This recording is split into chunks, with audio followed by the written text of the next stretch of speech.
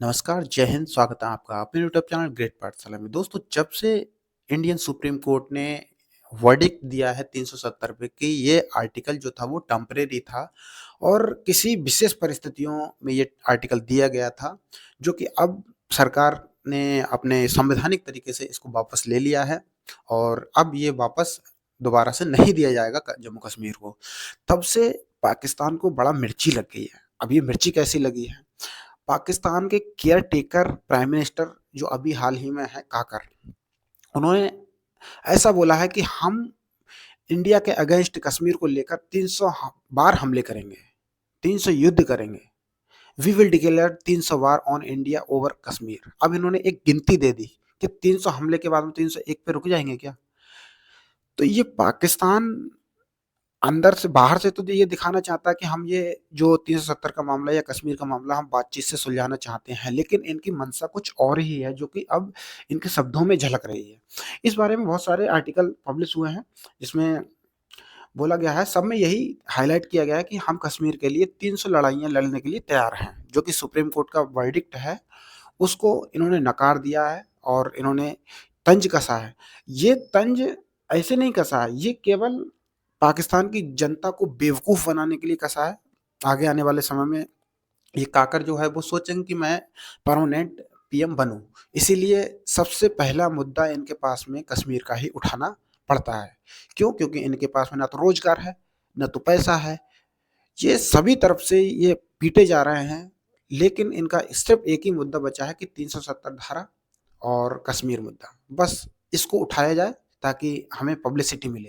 तो सभी अनुच्छेदों में यही बोला गया है कि आर्टिकल 370 जो है वो कोई कानूनी मूल्य नहीं है। ये सभी में बोला गया है। अब इसके पीछे एक थोड़ा-सा युद्ध के बारे में देख लेते हैं कि इंडिया और पाकिस्तान के बीच में 4 युद्ध हुए हैं और आपको सबको पता होगा कि इंडिया और पाकिस्तान के बीच में क्या हुआ था। इन चारों युद्धों में पाकिस्तान की क्या हालत रही थी, ये इसको मुँह की खानी पड़ी थी चारों युद्धों में, ठीक है? अब बेसिकली ये लड़ना नहीं चाहेगा। ये मुँह से बोल रहा है लेकिन पीछे-पीछे आतंकवादी भेजता रहेगा, लेकिन ये सामने से नहीं लड़ेगा क्योंकि इसको चाइना और अमेरिका का सपोर्ट अब नहीं है।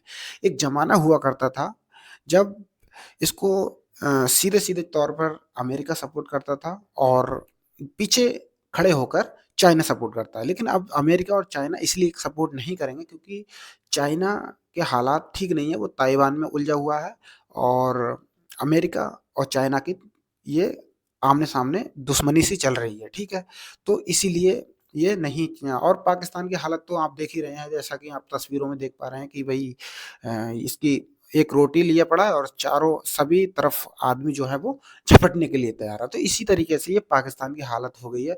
तो अब विशेष तौर पे पाकिस्तान की जो इकोनॉमिक हालत है वो भी डाउन है, ठीक है?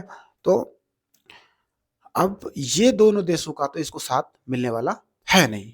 अब ये खुद इतने लायक नहीं है कि इंडिया से लड़ पाए। अब देखिए इसने सोचा क्या था?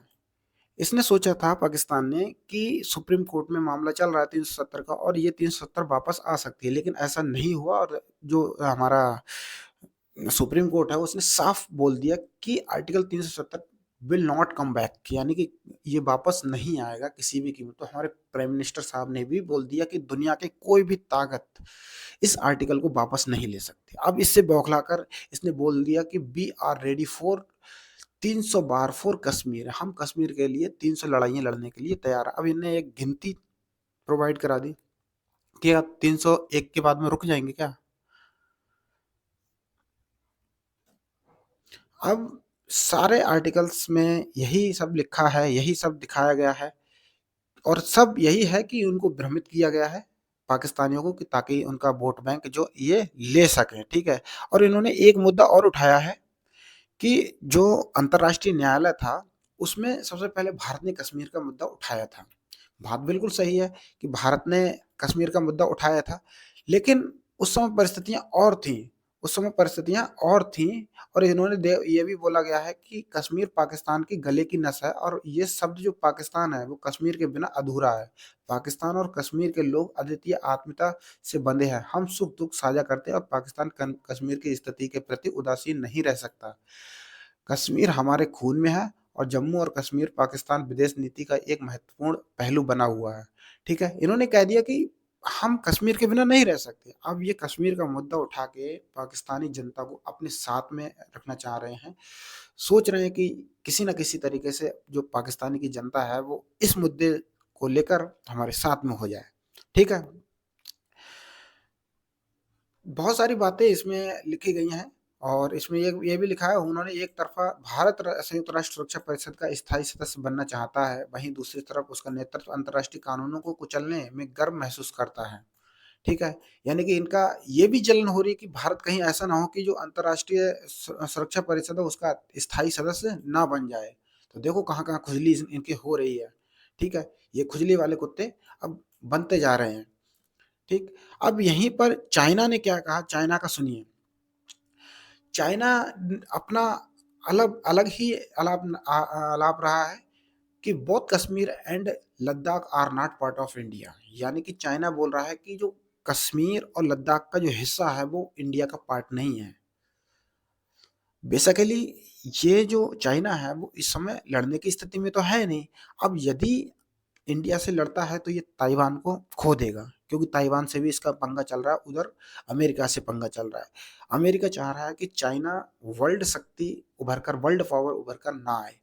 इसीलिए चाइना की जो भी फैक्ट्रियाँ अमेरिका की चाइना में लग रखी हैं, उनको एक-एक करके निकाल-निकाल के इंडिया ऑप्शन बनाया जा रहा है। इंडिया ही एक ऐसा देश है जो चाइना को दबा सकता है। इसीलिए चाइना जो है वो इंडिया से पंगा नहीं लेगा।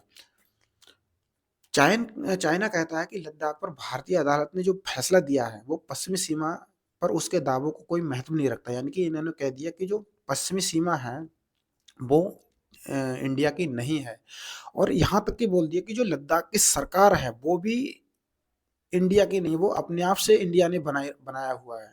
वो भी स्थायी नहीं है, वो भी इंडिया ने अपने आप से थोपा है उसपे। यानी सरकार तक को इन्होंने गलत बता दिया। अब जो इंडिया है, इंडिया का एजेंडा सीधे-सीधे साफ-साफ तौर पर है कि हम कश्मीर और लद्दाख का जो डेवलपमेंट है, विकास है, उसको तेज़ी से किया जाए ताकि इसमें पर्यटन यानी कि जो टूरिज़्म है, वो उसका अच्छा खासा विकास देखने को मिले और इसका डेवलपमेंट होने के साथ ही इनको जो वर्डिक्ट दे रहे हैं कि कश्मीर और लद्दाख इनका पार्ट नहीं है और इन्होंने बहुत सारे प्रेस वार्ता भी की है, वीडियो भी जारी हुई हैं चाइना की, ठीक है? तो उस पर एक तमाचा हो, उस पर एक तमाचा उन्होंने जो बोला है कि लद्दाख की जो सरकार है, वो गलत तरीके से है, वो सरकार है ही नहीं, इंडिया ने थोपी है। तो उनके मुँह पे एक तमाचा साबित हो कि ये जो दोनों इलाके हैं, वो इंडिया के हैं और इंडिया के साथ में रहकर देखो कितना डेवलप हो रहे हैं और यहाँ की जो जनता है, वो इंडिया के साथ में खड़ी है। इंडिया के बिना इनका विकास नहीं हो सकता। तो बेसिकली यहाँ पर यही था इन इस वीडियो में और ये भी सुनने में आया है कि 2024 में मैंने पिछली वीडियो बनाई थी उसमें ये भी दर्शाया गया था कि जो सुप्रीम कोर्ट है उसने सरकार को ये बोला था कि 2024 में सितंबर तक जम्मू कश्मीर में चुनाव कराए जाएँ। तो जब चुनाव कराए जाएँगे उससे पहले किसी न किसी ऐसी राशि का ऐलान होगा जो कि वहाँ की जनता के लिए, वहाँ के विकास के लिए सहायक हो, ठीक है? तो यदि वैसी राशि अगर घोषित की जाती है 2024 में, उम्मीद है बहुत बड़ी राशि घोषित की जाएगी, तो ऐसे में डेवलप वहाँ का होगा और 100% होगा। यदि कोई ऐसी चीज़ें आती हैं तो मैं वीडियो के माध्यम से आपको बताऊँगा। यदि हमारी वीडियो आपको अच्छी लगी हो, इन्फॉर्मेटिव लगी हो तो हमारे चैनल को प्लीज़ सब्सक्राइब करें और अपने दोस्तों के पास में शेयर ज़रूर करें। धन्यवाद। जय हिंद, जय भारत।